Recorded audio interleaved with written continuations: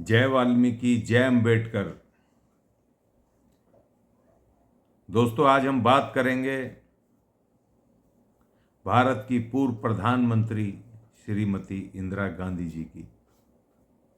1971 का युद्ध एक ऐतिहासिक युद्ध पूरी दुनिया में आज भी जाना जाता है, जिस युद्ध ने दुनिया के नक्शे पे बांग्लादेश नाम का एक नया देश, एक राष्ट्र पैदा कर दिया, नक्शे पर ला दिया।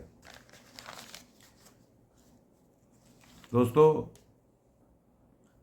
भारत पाकिस्तान बंटवारा जब हुआ 1947 में, तो पाकिस्तान अलग बन गया और पाकिस्तान के जो इलाके थे, उन इलाकों में जो आज का बांग्लादेश है, वो उस समय पूर्वी पाकिस्तान के रूप में, उसके हिस्से के रूप में था। और ये भी मैं आपको बता दूं, क्योंकि जो पूर्वी पाकिस्तान का हिस्सा वो हिस्सा है कि जिसमें संविधान सभा की सीट के लिए बाबा साहब जहाँ से लड़े थे, मुस्लिम लीग ने और चंडाल हमारे अछूत भाइयों ने, वाल्मीकि भाइयों ने मिलकर के बाबा साहब को वहाँ से लड़ाया और उनको जिताया संविधान सभा में। तो जो सीट थी वो पूर्वी पाकिस्तान में चली गई। वो उस समय बंगाल था, तो उस समय चली गई थी। बाबा साहब की भी सीट उस समय वो संविधान सभा में नहीं पहुंच पाए थे, क्योंकि वो पाकिस्तान के बंटवारे में चली गई। खैर, आज हम बात कर रहे हैं श्रीमती इंदिरा गांधी जी की, जिनको कि माननीय अटल बिहारी वाजपेयी जी ने उस वक़्त जब भारत की संसद में प्रधानमंत्री श्रीमती इंदिरा गांधी जी ने नए राष्ट्र की घोषणा की थी, तो वहीं पर बैठे युवा अटल बिहारी वाजपेयी जी ने उनको दुर्गा का अवतार कहा था।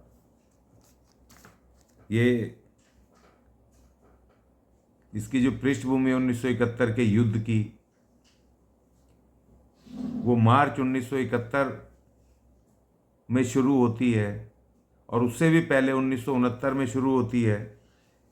क्योंकि पाकिस्तान जब बना, तो पाकिस्तान बनने के बाद पाकिस्तान लगातार अपनी खुराफातों पे ध्यान दे रहा था, ना कि वो अपने राष्ट्र को बनाने में।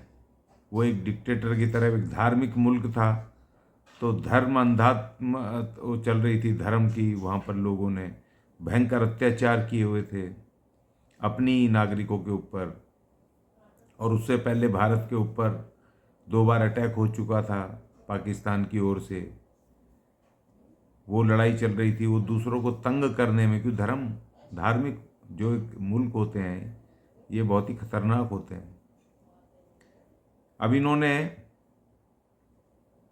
वहाँ पर अत्याचार करे पूर्वी बांग्लादेश में। पूर्वी जो पाकिस्तान था, बांग्लादेश का हिस्सा, वहाँ के लोग भूख से, बेकारी से तंग हाल थे। वहाँ की सेनाएं अत्याचार करती थी उनकी महिलाओं के साथ, उनके लोगों के ऊपर कड़ा अत्याचार करती थी जैसे कोई विदेशी हैं। तो वहाँ पर एक मुक्ति वाहिनी नाम से और एक बंगला गुरिल्ला सेना के नाम से बनी, जो अपने उस इलाके को पाकिस्तान से अलग करके अपनी स्वतंत्रता चाहते थे। तो उसमें एक आवामी लीग नाम से एक पार्टी भी बन गई थी 60 के दशक में। वो लगातार वो चुनावी तरीके से भी जीतना चाहते थे। तो 1969 में जो चुनाव हुआ पाकिस्तान में, तो ये पूर्वी पाकिस्तान में वो आवामी लीग एक पॉलिटिकल पार्टी थी, वो भारी मतों से जीती और वो उस पूर्वी बंगाल के उस पाकिस्तान से अलग करने के, स्वतंत्र करने के वो समर्थक पार्टी थी। अब इससे बौखला करके जो उस समय के पाकिस्तान के राष्ट्रपति थे, वो बहुत क्रूर माने जाते थे।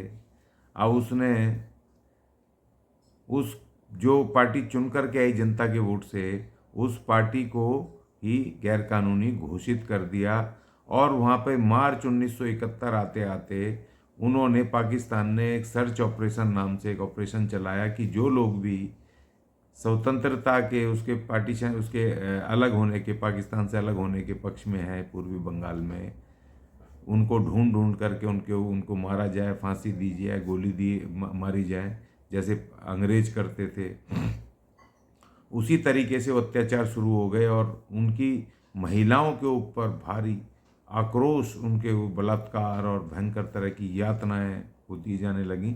तो जब वहाँ पर वो सेना ने, पाकिस्तानी सेना ने पूर्वी बंगाल में जब अपने ही देश में नागरिकों के विरुद्ध ये सब किया, सर्च ऑपरेशन के नाम पर, तो वहाँ से जो लोग थे, वहाँ के गरीब लोग, वो तमाम लोग वहाँ से पलायन करके भारत की सीमा क्योंकि लगती है बंगाल साथ में, तो वो उसमें वो अपनी जान बचाने के लिए और अपने ऊपर हो रहे अत्याचारों से बचने के लिए वो भारत की सीमा के अंदर घुसने लगे। इतिहास गवाह है इस बात का कि करीब करीब 1 करोड़ से ज़्यादा शरणार्थी भारत की सीमा में आए, और उस समय भारत की प्रधानमंत्री थी श्रीमती इंदिरा गांधी, एक मानवता की एक असली मिसाल, पहचान। और तो उन्होंने उन तमाम जो शरणार्थी थे उनको उन्होंने भगाया नहीं, वहाँ पर बंगाल के आने दिया, उनके खाने वाने की व्यवस्थाएं की। अब 2, 4, 10, 20 हज़ार लोग हों तो समझ आता है, लाखों करोड़ों की तादाद में जब महिला पुरुष बच्चे जब आए, तो उनके ऊपर भी, भारत के ऊपर भी आर्थिक दबाव भारी तरीके से होने लगा। और तब श्रीमती इंदिरा गांधी जी ने भी दुनिया से कहा कि भाई पाकिस्तान को रोकें, पाकिस्तान इस तरह से जातियाँ कर रहा है अपने लोगों के विरुद्ध। उसको उठाने की उन्होंने कोशिश की, मगर सब नाकाम रही, क्योंकि दुनिया का बॉस उस समय अमेरिका था, और अमेरिका, चाइना और इंग्लैंड, ये तीनों शक्तियां पाकिस्तान की दोस्त थीं, भारत के विरुद्ध थीं। अब यूनाइटेड नेशन भी अमेरिका के चंगुल में था, तो वो जो प्रताड़नाएं थी वो उनके पाकिस्तान के पूर्वी बंगाल के नागरिकों की, वो उसको इंटरनेशनल स्तर पर उठने नहीं दे रहे थे। भारत के ऊपर उनके खाने का, दवाई गोली का, रुकने का और सुरक्षा का, फौज का भी, क्योंकि सुरक्षा करना भी ज़रूरी थी, कहीं उसमें टेररिस्ट या दूसरे लोग ना आ जाएं, पाकिस्तान की सैनिक ना आ जाएं और यहाँ पर वो हमारे लोगों के विरुद्ध कुछ ना कर दें। तो वो सब सिक्योरिटी सब लगा के वो खर्चा बढ़ता जा रहा था। तो उसके बाद पाकिस्तान को भी कहा श्रीमती इंदिरा गांधी ने, लेकिन उसने भी वो अनसुना कर दिया, और उसने चेतावनी दी भारत को कि इन शरणार्थियों को भारत में ना रखें, इनको वापस भेज दें और उनको किसी भी तरह की कोई सहायता ना दें। लेकिन श्रीमती इंदिरा गांधी ने इंसानियत के, मानवता के नाते उनको लगातार यहाँ पे रखा, शरणार्थियों को। लेकिन वो फौरी था, उसके साथ साथ ये भी सोच रही थी कि इतने लोगों को हम कैसे झेल पाएगा भारत, हमारी आर्थिक हालात इतनी ठीक नहीं है। तो उसके बाद उन्होंने कूटनीतिक तरीके से चाल खेली, क्योंकि उनको पता था अमेरिका कभी भारत का दोस्त नहीं हो सकता। तो उन्होंने सितंबर 1971 में वहाँ रशिया के पास जा कर के वहाँ पर भारत इंडो रशियन फ्रेंडशिप एक एग्रीमेंट पे साइन किए, दोस्ताना भारत और रशिया की दोस्ती के उसके ऊपर उन्होंने हस्ताक्षर करे, दोस्ती की, जो बहुत गुप्त था। और वो फिर वापस आई, और उसके बाद उन्होंने नवंबर 1971 को पहले रशिया के साथ अपनी दोस्ती पक्की करके, और फिर उसके बाद वो, क्योंकि इन मुल्कों के बाद जो महाशक्ति था उस समय कम्युनिस्ट राष्ट्र था रशिया, जो इंटरनेशनल लेवल पर लेफ़्ट और राइट विंग में वो लेफ़्ट की महाशक्तियाँ था। तो उसके बाद उससे दोस्ती पक्की करके वो सीधे फिर अमेरिका गई, और अमेरिका के राष्ट्रपति जो रिचर्ड निल्सन थे, उनसे उन्होंने मुलाकात का समय मांगा। लेकिन उन्होंने श्रीमती इंदिरा गांधी जी को बहुत अपमानित किया, गालियां भी दी, वो तमाम ऑन रिकॉर्ड हैं।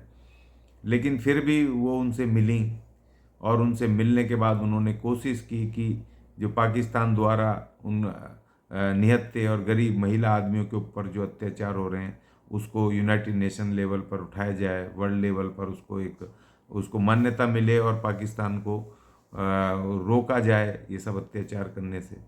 लेकिन अमेरिका ने श्रीमती इंदिरा गांधी जी का अपमान किया, 40 मिनट उनको बाहर बिठाए रखा, राष्ट्रपति मिले नहीं निल्सन, और उनको भद्दी गालियां दी, और उनको कहा कि आप पाकिस्तान के मामले में ना पड़ें, अगर भारत पाकिस्तान के मामले में आएगा तो फिर अमेरिका को भारत के खिलाफ कड़े कदम उठाने पड़ेंगे, उनको भी मैदान में कूदना पड़ेगा। लेकिन श्रीमती इंदिरा गांधी जी ने दो टूक शब्दों में कहा कि आप एक बॉस की तरह बात ना करें। उन्होंने कहा, श्रीमती इंदिरा गांधी जी ने रिचर्ड निल्सन के सामने बैठ के अमेरिका के व्हाइट हाउस में उस शेरनी ने कहा कि हम अमेरिका को हम दोस्त मानते हैं, बॉस नहीं मानते। आप दोस्त की भांति बात कीजिए, बॉस की तरह आदेश मत दीजिए। जो आपको करना वो करें, जो भारत करना है, भारत स्वतंत्र राष्ट्र है, जो भारत को करना होगा भारत करेगा। तो उन कह करके वो भारत लौट आई और उसके बाद उन्होंने अपनी कूटनीतिक अपनी जो वो उस पर तैयारियां शुरू कर दी। फौज को पूरी तरह से आदेश दे दिए और फौज ने मोर्चा संभाल लिया। तीनों सेनाओं ने अपने अपने स्तर पे उन्होंने अपनी तैयारियां शुरू कर दी और एक भारी चूक कर बैठा इसी दौरान, क्योंकि पाकिस्तान को पता था कि भारत उन शरणार्थियों की मदद कर रहा है और साथ में वो वहाँ पर बंगाल के बॉर्डर पे वो उन सताए गरीबों की पाकिस्तान की सेना से गायब है, वो मदद कर रहा है उनके। तो इसीलिए पाकिस्तान ने एक भारी चूक कर दी। 3 दिसंबर 1971 को पाकिस्तान ने भारत के 11 एयरवेसों के ऊपर उन्होंने हमले कर दिए। हमारे जो एयरवेस थे वायुसेना के, उनके ऊपर हमला बोल दिया और वो उसी हमले का श्रीमती इंदिरा गांधी जी को इंतजार था। उन्होंने कहा, पाकिस्तान स्वागत है तेरा युद्ध के मैदान में। और उन्होंने घोषणा कर दी, उस शेरनी ने घोषणा कर दी युद्ध की और तीनों सेनाओं ने मोर्चा संभाल लिया।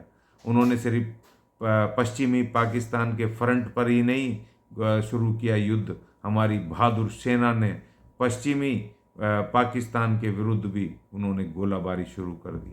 हाहाकार मच गया। हमारे हंटर जहाज़ों ने पाकिस्तान की कमर तोड़ दी, ताबड़तोड़ हमले शुरू हो गए। 3 दिसंबर 1971 को ये युद्ध शुरू हुआ और 10 दिसंबर 1971 को आते आते जब पाकिस्तान की कमर टूट गई तो फिर अमेरिका ने एक षड्यंत्र किया, साजिश की और उसने पाकिस्तान की मदद के लिए अपने बेड़े भेजे। 7वें बेड़े को समुंदर में उतार दिया। वो समुद्री लड़ाका अमेरिका का, उसमें परमाणु हथियार और तमाम फाइटर प्लेन और उसमें बहुत पावरफुल वो बेड़ा था। जबकि भारत का विक्रांत जो हमारा बेड़ा था उसमें उतने हथियार नहीं थे, उतनी क्षमताएं नहीं थी। और ये जैसे ही पता चला खुफिया तंत्रों से, श्रीमती इंदिरा गांधी जी को पता चला कि अमेरिका ने और इंग्लैंड ने भी अपना बेड़ा भेज दिया पाकिस्तान के समर्थन में और चाइना भी उसकी मदद के लिए तैयार है पाकिस्तान की। तो जैसे ही उनको खुफिया उनसे पता चला, 10 दिसंबर 1971 को उन्होंने तुरंत रशिया के राष्ट्रपति से बात की और उन्होंने रशिया के राष्ट्रपति ने तुरंत हाथों हाथ अपने 10वें बेड़े को अमेरिका इंग्लैंड के बेड़ों के सामने उन्होंने उतार दिया। और रशिया के उस 10वें बेड़े को देख करके अमेरिका और इंग्लैंड के बेड़े मैदान छोड़ के भाग खड़े हुए और 13 दिसंबर 16 दिसंबर 1971 को ढाका में पाकिस्तान ने भारत के सामने आत्मसमर्पण कर दिया और वहाँ हस्ताक्षर हुए कि आज के बाद इस पूर्वी बांग्लादेश में पाकिस्तान का कोई दखल नहीं होगा, पाकिस्तान की सेना यहाँ दिखाई नहीं देगी। और वो उसको उन्होंने भारत में नहीं मिलाया, श्रीमती इंदिरा गांधी जी ने उसको नए राष्ट्र के रूप में मान्यता दी, दुनिया के नक्शे पर एक नया राष्ट्र बनाया जो आज बांग्लादेश के रूप में खड़ा है। ये महान शख्सियत श्रीमती इंदिरा गांधी, जिन्होंने कि अमेरिका जैसे सिर्फ पाकिस्तान को नहीं हराया, उन्होंने उस वक़्त अमेरिका को हराया, उसको धूल चटाई। जो अमेरिका वाइट हाउस के अंदर आज भी वो दस्तावेज हैं ये तमाम उसमें कि जिसमें कि श्रीमती इंदिरा गांधी जी को और भारत की महिलाओं को वो अहंकारी रिचर्ड निल्सन ने अपमान और गालियां बकी थीं, भद्दी भद्दी गालियां दी थीं। और श्रीमती इंदिरा गांधी ने समय आकर के संयम के साथ और समय पर अमेरिका को उसकी औकात बताई, उसको ठीक किया और आज अपने देश में शांति व्यवस्था की और उन्होंने वो तमाम शरणार्थियों को वापस भेजा, अपने नए देश में भेजा, उनकी सुरक्षा की। ये थी श्रीमती इंदिरा गांधी जी। ये संक्षेप में मैंने थोड़ा सा बताया। आज मुझे इस बात की ज़रूरत महसूस की कि अगर लीडर शक्तिशाली हो तो राष्ट्र शक्तिशाली होता है और लीडर की जो कूटनीति, विदेश नीति